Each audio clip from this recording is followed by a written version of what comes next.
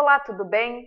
Sou a professora Raquel Stasiak e daremos início ao módulo teórico da ética no serviço público, fazendo uma abordagem acerca do Código de Ética do Servidor Público Civil no âmbito do Executivo Federal, né?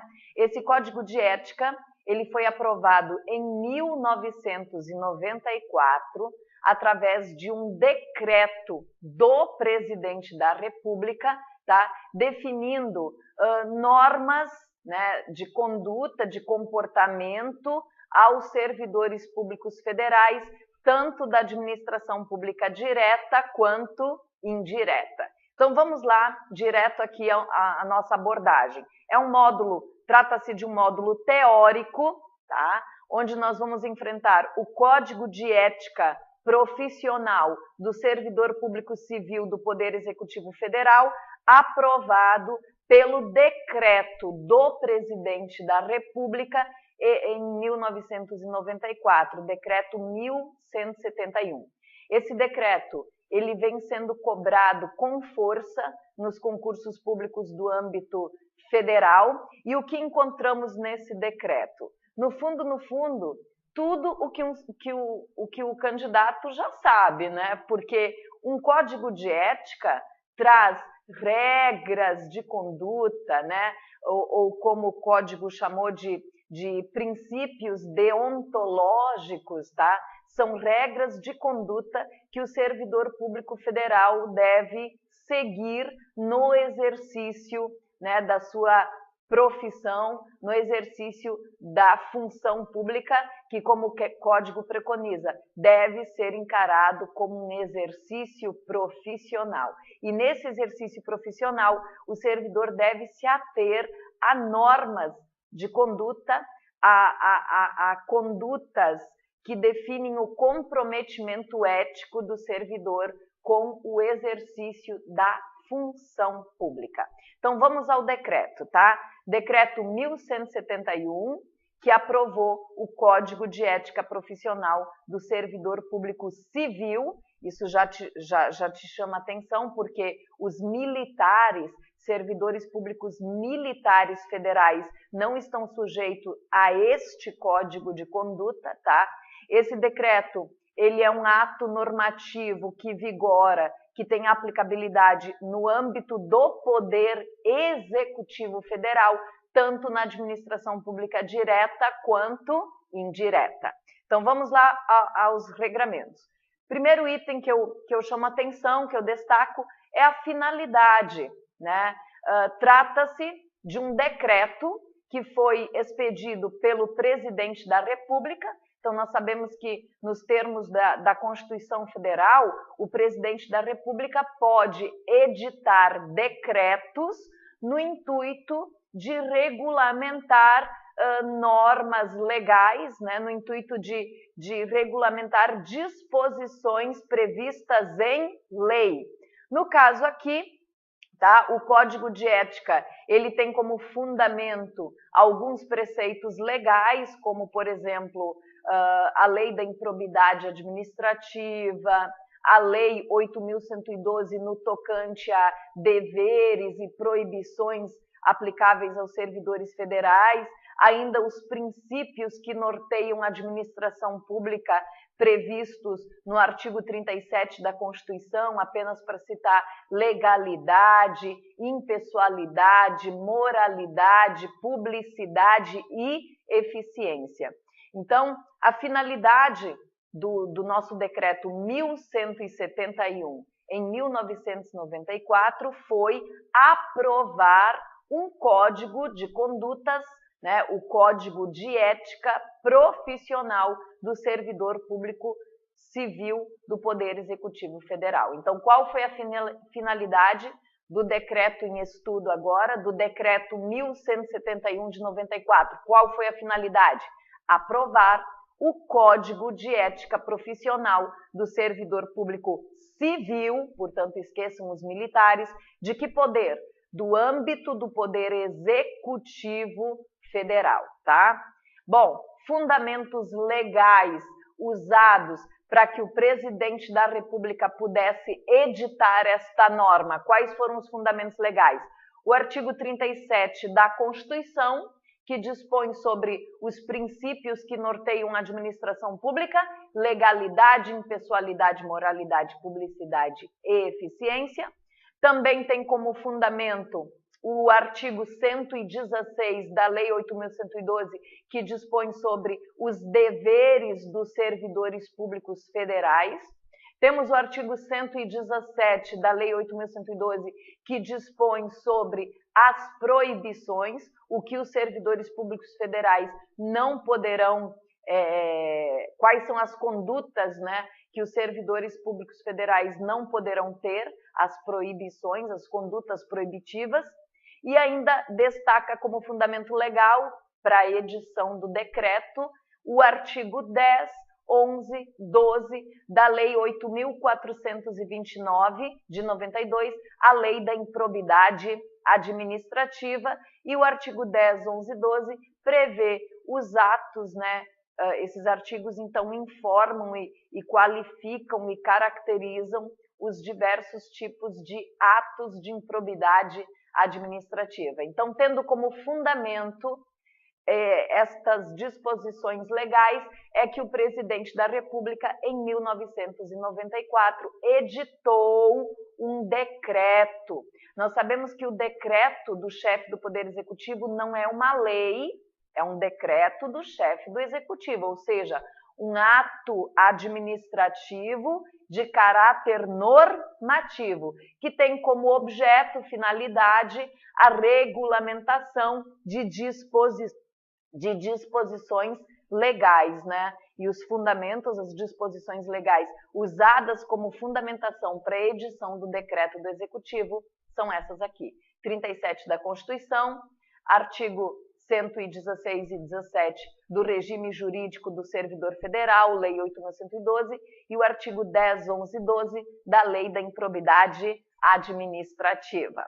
Outro ponto que eu destaco sobre o decreto 1171, Código de Ética do Servidor Federal, é sua aplicabilidade, tá? Na verdade, esse decreto, gente, ele tem apenas, assim, dois artigos. É um decreto muito curtinho, ele possui 2 artigos e o anexo desse decreto que é importante, porque é o anexo que traz o Código de Ética. O artigo 2º, que é um dos mais... que é o artigo destaque no tocante a informações assim, que podem cair na prova, eu destaco esse artigo 2º, né? O que diz? Diz que nos órgãos e entidades da administração pública federal, direta e indireta, o código deverá ser aplicado em 60 dias da sua publicação, né? Então, em 1994, veio o Código de Ética, e esse código, em seu artigo 2º, determinou que no prazo de 60 dias ele teria que ser aplicado, né? Ou seja, os órgãos, então, teriam 60 dias para tomarem as providências necessárias à plena aplicabilidade do Código de Ética no âmbito do órgão ou entidade pertencente à administração pública direta e indireta do âmbito federal. Então, o prazo para que os órgãos se organizassem e aplicassem as disposições do Código de Ética, 60 dias, né, contados da sua publicação. Comissões de ética, esse artigo 2º, ele também informa que no prazo de 60 dias, tá, os órgãos e entidades deveriam então instituir, compor comissões de ética. Então, cada órgão, cada entidade pertencente à administração pública federal, direta e indireta, deveriam instituir comissões de ética. Essas comissões de ética, o artigo 2º traz também a composição da comissão de ética do órgão. Essa comissão de ética deverá ser constituída por 3 servidores ou empregados titulares de cargo efetivo ou emprego permanente. Bom, 3 servidores titulares de cargos efetivos quando a entidade, o órgão, adota o regime estatutário de contratação administrativa. Agora, 3 empregados titulares de empregos permanentes quando o órgão, a entidade, adota o regime seletista. Nós sabemos que, como regra, o regime seletista no âmbito federal é adotado pelas sociedades de economia mista federais e empresas públicas federais. Então, ali a comissão de ética é constituída por 3 empregados públicos. Já na administração direta, fundações públicas, tá? Autarquias, como regra, é adotado o regime estatutário de contratação administrativa, ou seja, a Lei 8.112, e aí a comissão de ética será composta por servidores titulares de cargos públicos de provimento efetivo, né?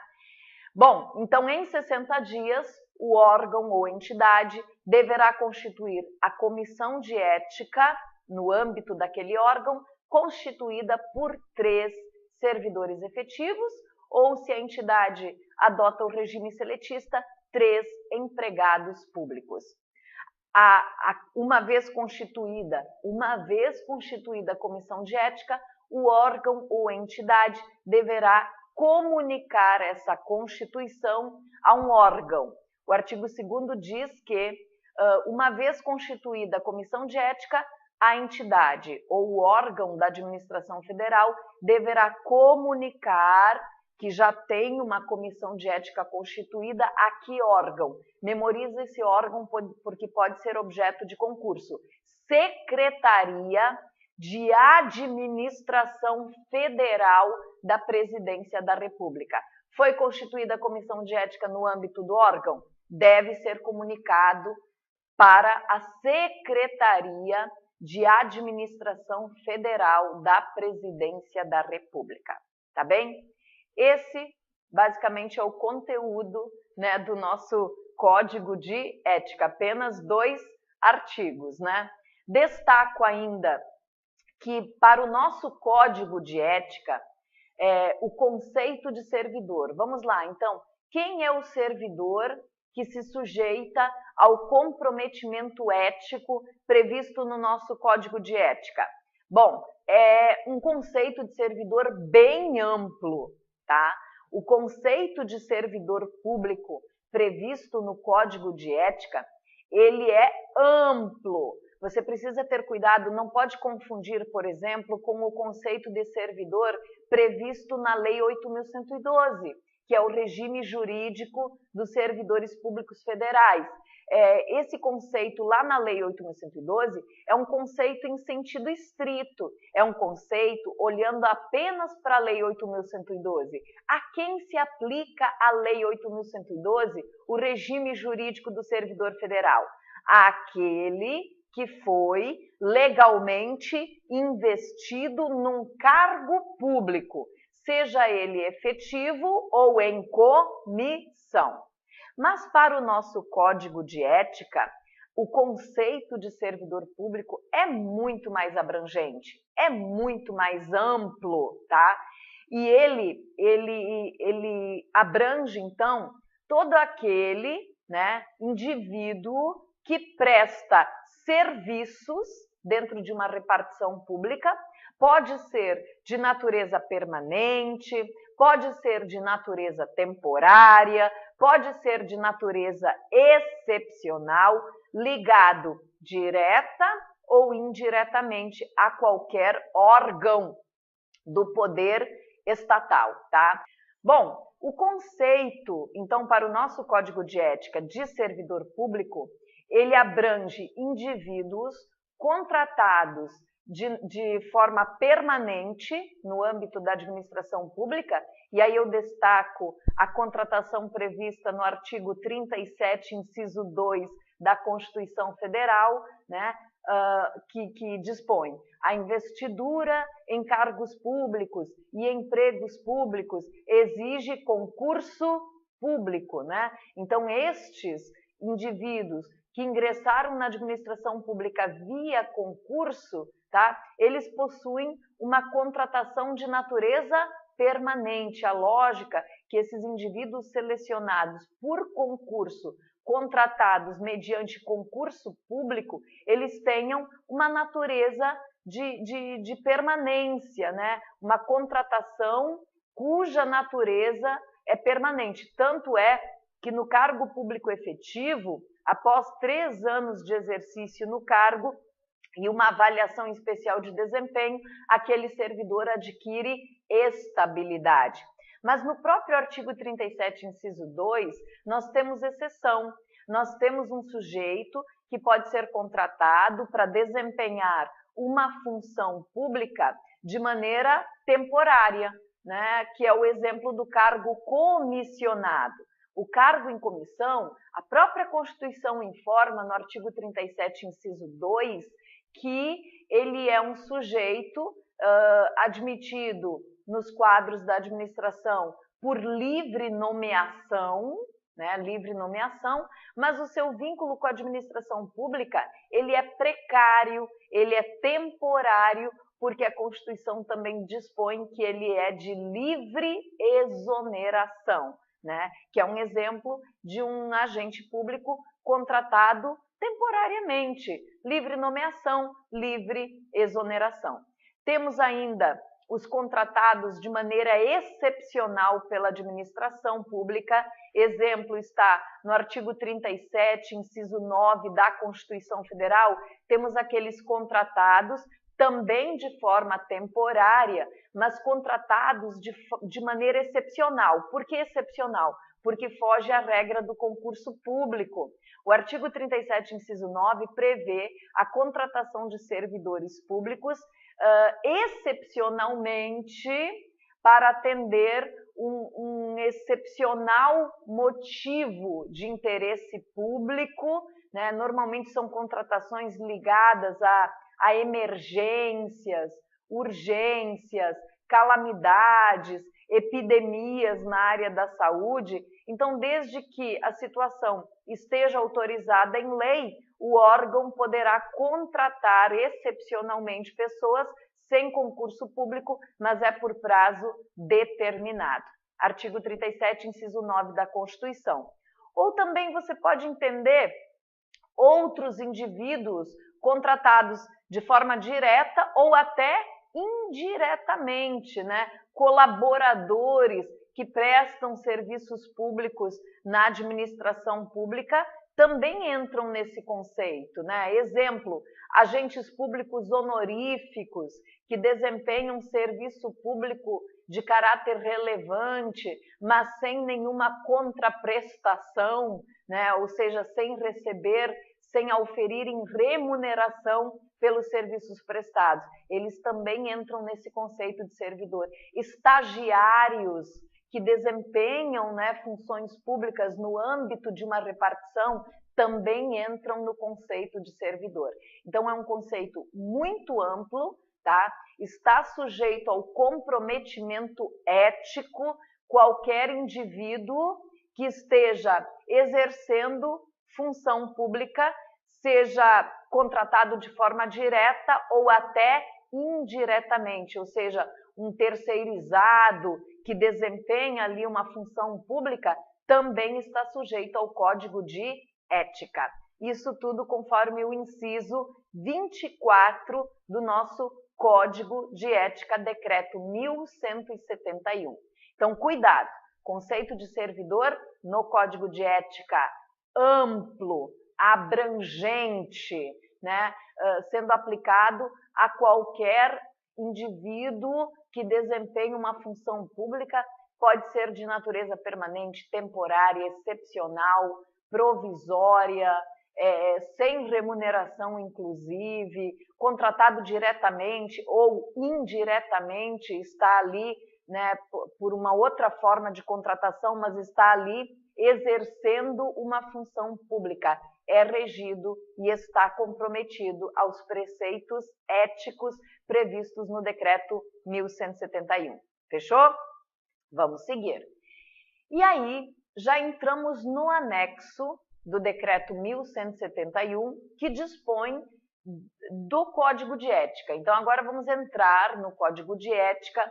Eu recomendo, assim, uma leitura carinhosa do Código. Não vá para a prova achando que, eu vou acertar a questão de ética só usando o raciocínio lógico, porque, eu sei o que é ético, né? Mas eu recomendo leitura, porque é uma leitura atenta, porque às vezes tem um detalhezinho aqui, um detalhezinho lá, que a banca certamente vai usar na prova, porque realmente o que é ético, nós sabemos o que é ético. Nem todas as pessoas seguem o caminho da moral, mas elas sabem o que é ético. Elas podem até ter uma conduta que fere a ética, mas ciente que está ferindo a ética. Então, realmente, as regras deontológicas, as normas de conduta aqui que um servidor deve seguir, todo mundo sabe isso, né? Todo mundo sabe qual é o caminho do bem, qual é o caminho do honesto, do ético, mas eu recomendo a leitura, porque aqui nós encontramos palavrinhas assim, chaves, que na prova são cobradas do candidato. Então, uma questão de ética, ela pode não ser tão fácil assim, tá? Tenha cuidado, leitura com carinho já é suficiente e eu vou fazer isso aqui contigo, tá? Então vamos juntos. Capítulo 1 do nosso Código de Ética. O capítulo 1, ele traz as regras deontológicas, tá? As regras deontológicas, ou seja, as normas de conduta, aquilo que um servidor deve, observar quando no exercício da sua atividade profissional no âmbito de uma repartição pública. E a primeira regra deontológica expressa o seguinte, e aqui você vai ler coisas muito bonitas também, nem tudo na prática você observa, mas enfim, é o Código de Ética, vamos lá. A dignidade, o decoro, o zelo, a eficiência e a consciência dos princípios morais são primados maiores que devem nortear o servidor público. Então, o servidor público, quando desempenha uma função pública, ele deve observar esses preceitos, a dignidade, o decoro, não envergonhar a tua instituição, jamais praticar uma conduta que possa botar a tua instituição numa situação desagradável. Você tem que zelar pela tua instituição, ser leal com a tua instituição, proteger a tua instituição e não colocar o teu órgão ou a entidade que você pertence numa situação de desonra, numa situação de vexame, de envergonhamento, porque você, na qualidade de servidor público, você representa aquela instituição.